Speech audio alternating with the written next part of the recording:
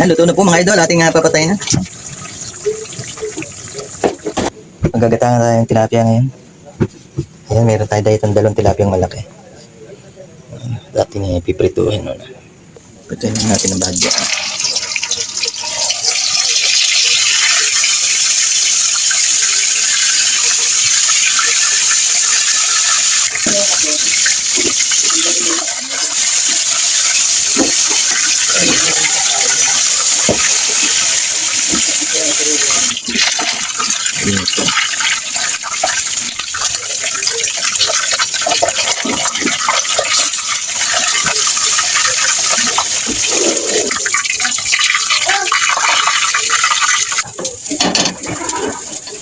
Meron tayong parikado dito. May sibuyas, bawang, kamatis, at saka talong, sili. Lagyan din natin ng konting talbos. Ayan, meron tayo ditong gata. At lalagyan din pala natin ng toppings natin ng karne. Yung tenga ng baboy. Igisa muna natin ng bawang. Sibuyas. Lagyan natin yung tenga ng baboy. Good.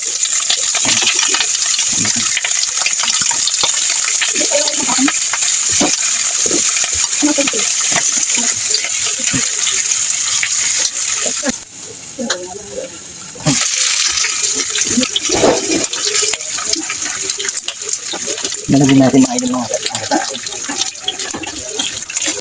Lagyan din natin ng tubig. Lagyan natin ang kamatis. Lagyan natin ang pamintang wasak. At tapisan natin ating tilapia. Yan. Tapisan natin tilapia sa gitna.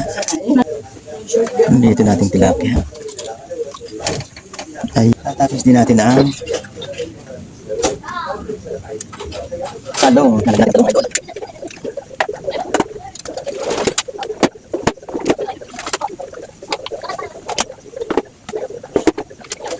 Lagyan din natin ng sili. Tatlong sili. Takpan muna natin mga idol. Bitchin mga idol. Lagyan natin ng asin. Kluban muna ulit natin. Asin ulit natin mga idol. Yan. Ang tapon sa ating talong.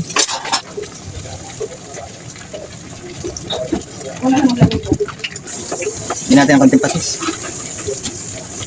Lagyan natin ang konting supa.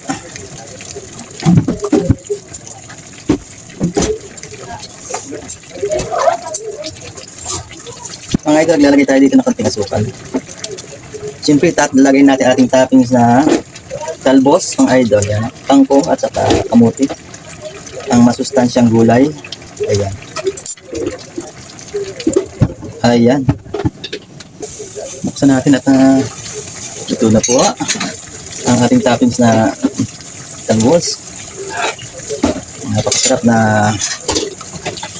ginataang tilapia with pork. Tenga ng baboy, tinapings natin mga idol. Ayan. Kung nagustuhan niyo po ang ating recipe today, yan, okay, like and subscribe na lang po, comment sa ating YouTube channel.